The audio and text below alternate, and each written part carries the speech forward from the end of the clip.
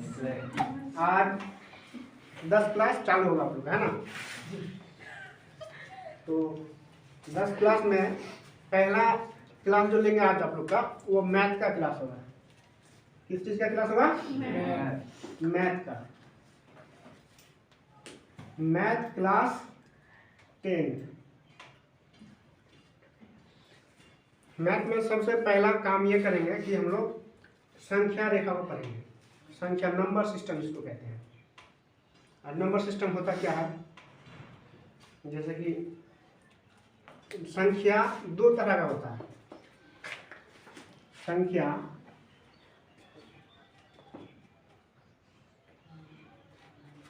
कितने तरह का होते हैं? दो तरह के।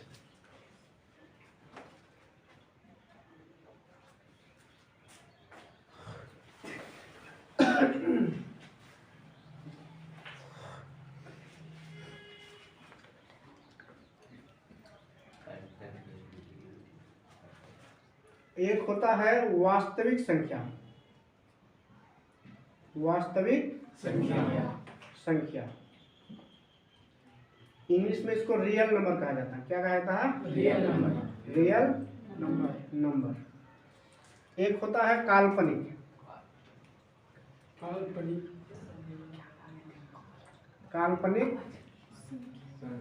संख्या। इसको कहा जाता है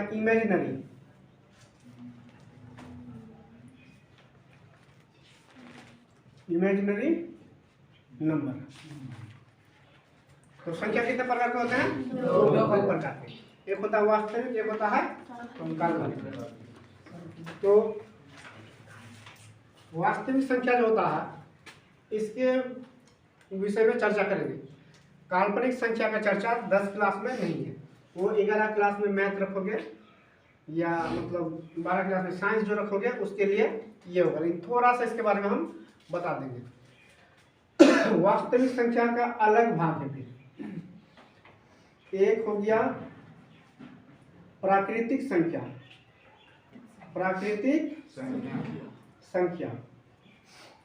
प्राकृतिक संख्या को इंग्लिश में कहा जाता है नेचुरल नंबर। क्या कहा जाता है? नेचुरल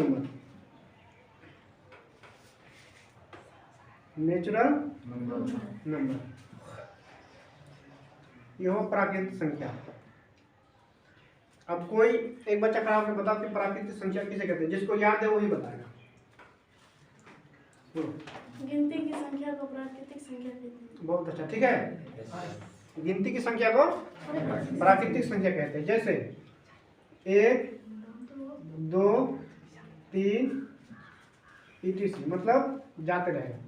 तो प्राकृतिक संख्या गिनती की संख्या को प्राकृतिक संख्या कहते हैं। दूसरा पॉइंट होगा पूर्ण संख्या।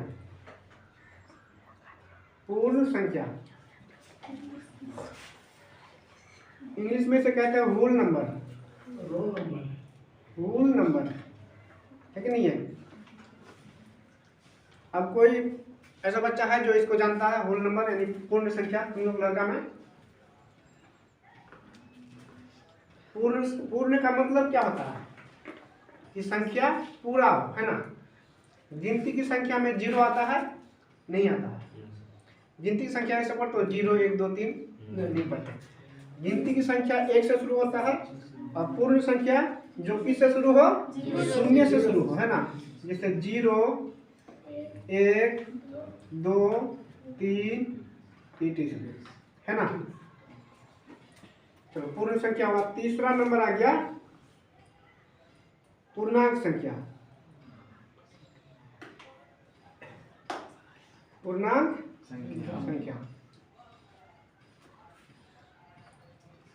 सबका इंग्लिश लिखना जरूरी नहीं है। पूर्णांक संख्या कोई बताएगा? किसी को पता है? 9th क्लास पढ़ा था मैं, भूल गया। किसी को पता नहीं?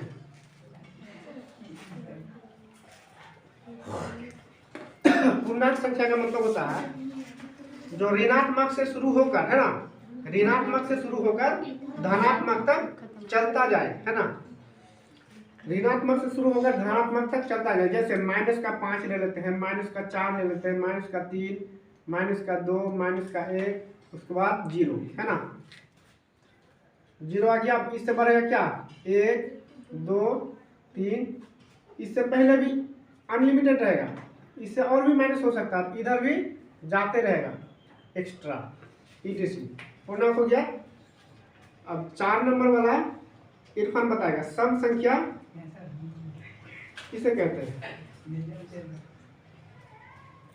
सम संख्या कोई नहीं जानता, खड़ा हो तुम लोग। सम संख्या जोर से बोलो, आवाज से बोलो। जो संख्या 2 से पूरी तरह भाग लगे उसे सम संख्या। हाँ, जो संख्या 2 से पूरी तरह से भाग लगे, तो पूरी तरह से विभाजित हो जाए, है ना, उसे क्या कहेंगे, सम संख्या कहेंगे। जैसे कि 2 होगा, 4 होगा, 6 होगा, 8 होगा, इस तरह से होते रहेगा। अब कोई खड़ा होकर बताओ कि विषम संख्या, कोई भी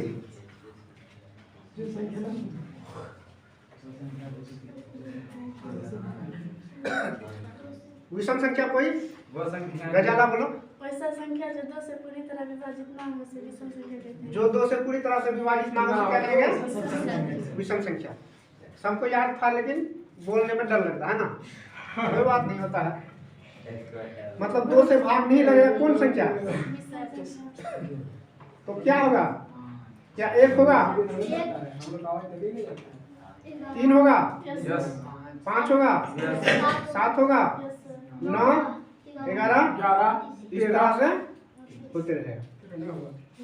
6 नंबर में आते हैं,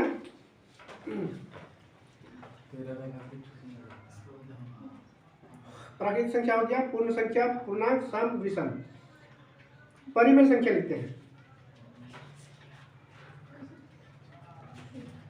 परिमेय संख्या।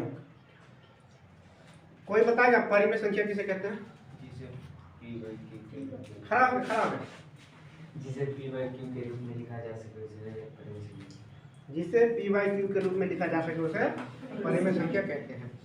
और जिसका पूर्णांक p और q धनात्मक पूर्णांक होता है, q बराबर नहीं 0, है ना। परिमेय संख्या तो सबको आता था, फिर भी नहीं बोला था।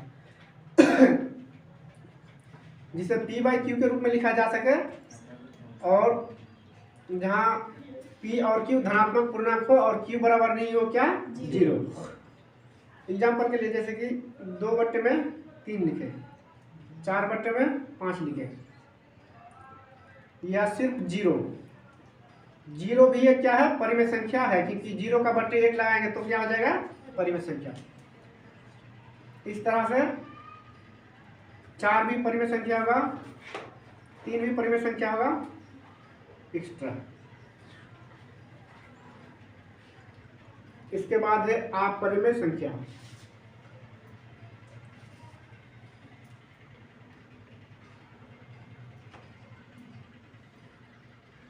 कौन बताएगा अपरिमेय संख्या,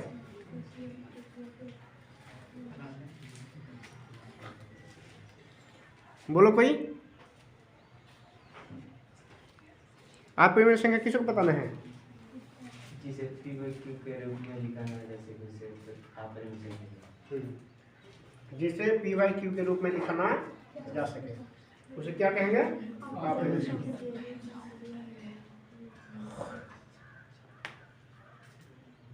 जैसे कि रूट में 3 हो गया, रूट में 2 हो गया, रूट में 5 हो गया। इसमें एक और रूप है, पाई जो है वो क्या है, अपरिमेय संख्या। याद रखना, पाई क्या होगा, अपरिमेय संख्या होगा। पाई भी एक तरह का अपरिमेय संख्या है, लेकिन अगर रूट में 9 दे दिया जाए तो क्या ये अपरिमेय संख्या होगा, नहीं होगा। काहे नहीं होगा, क्योंकि इसको अगर तोड़ेंगे तो 3 गुना 3 से क्या हो जाएगा, टूट जाएगा। रूट के अंदर में 2 अगर सेम चीज रहेगा डिजिट, 1 3 बाहर आ जाएगा तो क्या हो गया, ये परिमेय हो गया। रूट तो ये नहीं होगा। रूट में अगर 49 रहे 49, इसका भी नहीं होगा, कहें कि 7 7 49 से भी कट जाएगा, ये भी नहीं होगा। परिमेय अपरिमेय संख्या। एक संख्या है वास्तविक संख्या, जो पहले लिखे थे वास्तविक संख्या। वास्तविक संख्या किसी को पता है? किसी को? फिर नहीं। वास्तविक संख्या क्या होगा? जिसमें परिमेय संख्या और अपरिमेय संख्या दोनों हो। क्या होगा? परिमेय और अपरिमेय के समूह या संग्रह को वास्तविक संख्या कहते हैं। मतलब 2/3, 4/5 या 0, उसके बाद हो गया √3, √7 etc। मतलब दोनों चीज होना चाहिए। क्या होना चाहिए? दोनों, परिमेय और अपरिमेय। दो संख्या और है इसमें, भाज्य संख्या और आभाज्य संख्या। कोई बताएगा भाज्य संख्या क्या होता है? पहले आभाज्य लिखते हैं 9 नंबर में। अभाज्य संख्या। अभाज्य संख्या का मतलब क्या होता है? कोई खड़ा होकर बोल सकता है? अभाज्य संख्या क्या होता है? वैसा संख्या जो एक से एवं अपने आप से विभाजित हो। बताया था ना पहले, जो एक से एवं अपने आप से विभाजित हो, उसके अलावा किसी और संख्या से विभाजित ना हो, सिर्फ एक से होगा या अपने आप से होगा। तो ऐसा कौन संख्या है जो एक से होगा और अपने आप से? एक होगा, एक नहीं होगा। एक तो एक के है, तो ये एक से हुआ, अपने आप से कहाँ से हुआ? एक तो वही है, एक नहीं होगा। इसका 2 होगा। जैसे 2 किसे लगेगा? 2 एक से भी लगेगा भागा, और 2 से भी लगेगा। 2 मतलब अपने आप से लगा और एक से भी लगा, है ना। 2 के बाद क्या होगा? 3 और 5 और 7 और 9 नहीं होगा। 9 अगर देखोगे एक से होगा, खुद से होगा, 3 से भी होगा और 9 से भी होगा, अपने आप से। कितना संख्या हो गया? 2 संख्या, 3 संख्या हो गया। हम क्या बोले? एक से और अपने आप से, है ना। तो 9 नहीं होगा, क्या होगा? बोलिए। 11 13 17 21, इस तरह से होते गए। अच्छा, इतना तक समझ में आया? कोई दिक्कत नहीं? दोबारा और इसको नहीं पढ़ाएंगे, लास्ट बार। अभी जो पढ़ा रहे हैं इसके बाद दोबारा कोई रिपीट नहीं होगा, लास्ट है। मतलब ये फाइनल मैच चल रहा है। 10 नंबर में देखो क्या है। अभाज्य के बाद क्या आएगा? भाज्य संख्या। भाज्य सारी ना यार, इम्पोर्टेंट स्टूडेंट मेरा नहीं आया। आप बताओ कि भाज्य संख्या किसे कहते हैं? कोई बनाओ एक टॉपिक नाम चलेंगे। चलो, हाँ, भाज्य संख्या।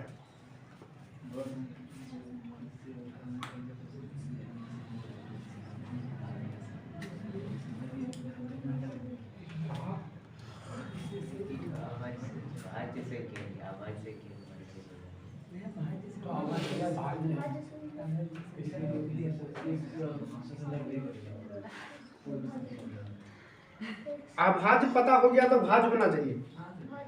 क्या है कि अभाज्य का जस्ट उल्टा है, थोड़ा सा डिफरेंस है। अभाज्य में क्या था? जो एक से एवं अपने आप से विभाजित हो, और इसमें क्या बढ़ जाएगा कि एक से, अपने आप से एवं उसके अलावा किसी अन्य संख्या, एक भी कम से कम एक संख्या से विभाजित हो। मतलब 3 बार कटना चाहिए। तो क्या एक 3 बार कटेगा? नहीं कटेगा। 2 नहीं, 3 नहीं, 4 जी कटेगा। 4 किसी किसी कटेगा? 1 से कटेगा, 2 से कटेगा, 4 से कटेगा, कटेगा ना। तो कम से कम 3 बार विभाजित होना चाहिए। 1 से, अपने आप से एवं किसी अन्य संख्या से। 4 होगा, 6 होगा, 9 भी होगा, 8 भी होगा कि नहीं?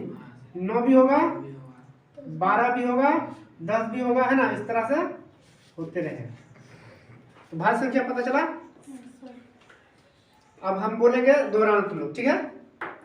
संख्या कितने प्रकार के? दो। संख्या है एक का नाम, दूसरा पहला नंबर वास्तविक संख्या, दूसरा नंबर काल्पनिक संख्या। तो वास्तविक संख्या का ये 10 प्रकार, और भी प्रकार है, लेकिन इतना अगर याद हो गया तो मैट्रिक में काम चल जाएगा। इसकी एक्स्ट्रा याद करने की जरूरत नहीं पड़ेगी। तो वास्तविक संख्या को फिर कितने भाग में बांटा गया है? 10। पहला हुआ कौन संख्या? प्राकृतिक संख्या। तो प्राकृतिक संख्या किसे कहते हैं? गिनती की संख्या को, जैसे 1 2 3।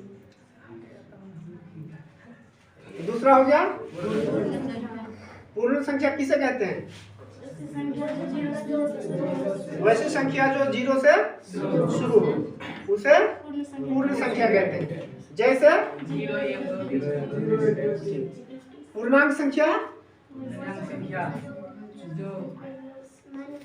मतलब नेगेटिव से शुरू हो, मतलब ऋणात्मक से शुरू होकर धनात्मक तक चलता रहे। मतलब इधर डॉट डॉट दिया हुआ है ना, मतलब इधर और भी बहुत कुछ संख्या है ना।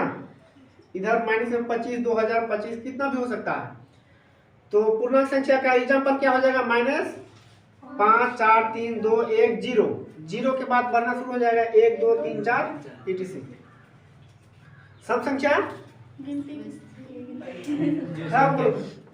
खड़ा हो जाओ। सम संख्या किसे कहते हैं? सम संख्या जैसे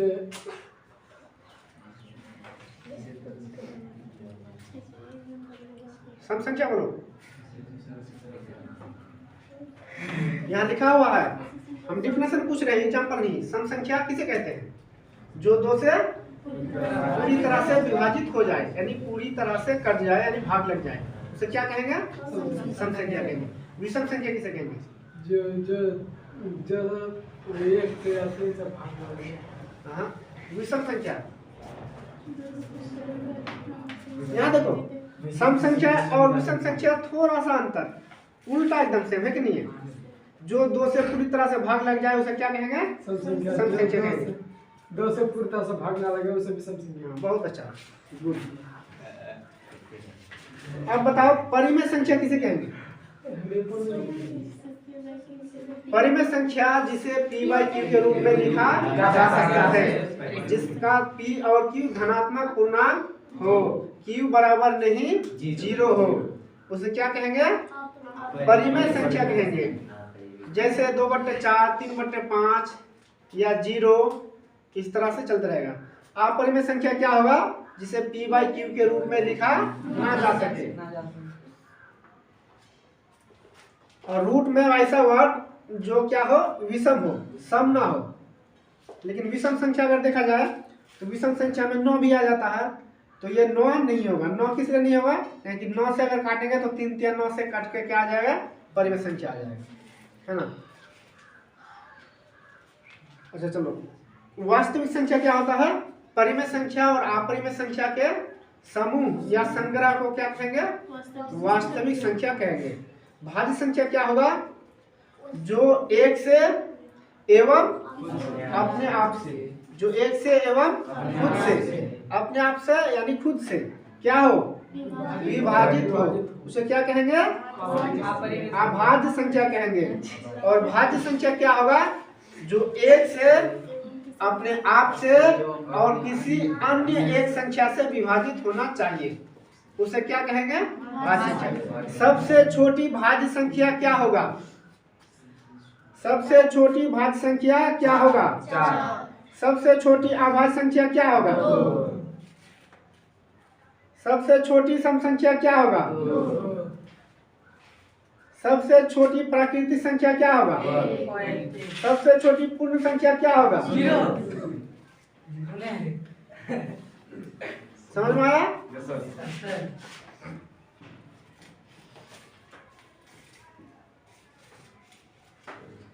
यहाँ तक कोई दिक्कत नहीं होगा। अब हम लोग थोड़ा सा काल्पनिक के तरफ आते हैं ना। काल्पनिक होता क्या, इसका काम 10 क्लास में नहीं है, इंटर में जो साइंस रखेगा और मैथ रखेगा उसके लिए काम होगा। तुम लोग कोई अगर साइंस रखोगे तो फायदा होगा, नहीं रखोगे तो भी फायदा होगा, क्या जानकारी बढ़ेगी।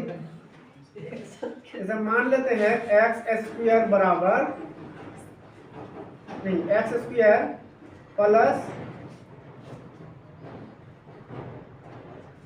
में दे दिए 1 दे दिए बराबर 0, एक्स स्क्वायर प्लस 1 बराबर 0। अब क्या करेंगे, एक्स स्क्वायर बराबर ये 1 इधर जाएगा तो माइनस में 1 होगा। अब x बराबर क्या हो जाएगा, ये जो रूट ये स्क्वायर है यहाँ पे क्या बन जाएगा, रूट बन जाएगा, और ये 1 आ जाएगा यहाँ पे अंदर में माइनस में 1। अब a -1 का मान निकलेगा या नहीं निकलेगा, -1 का मान रूट से निकलेगा बाहर नहीं निकलेगा। तब यहाँ से शुरू होता है क्या, इमेजिंग करना।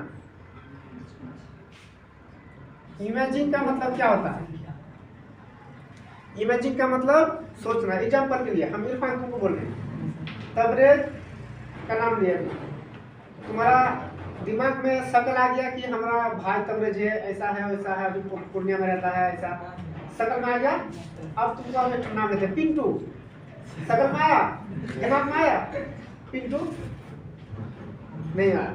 अब तुमको हम बोलते हैं क्या कि एक ऐसा नाम लेते हैं डॉल्फिन मछली, देखा है, देखा है हाँ? अच्छा डॉल्फिन देखा तो कैसा लग रहा है कि हाँ ऐसा डॉल्फिन था।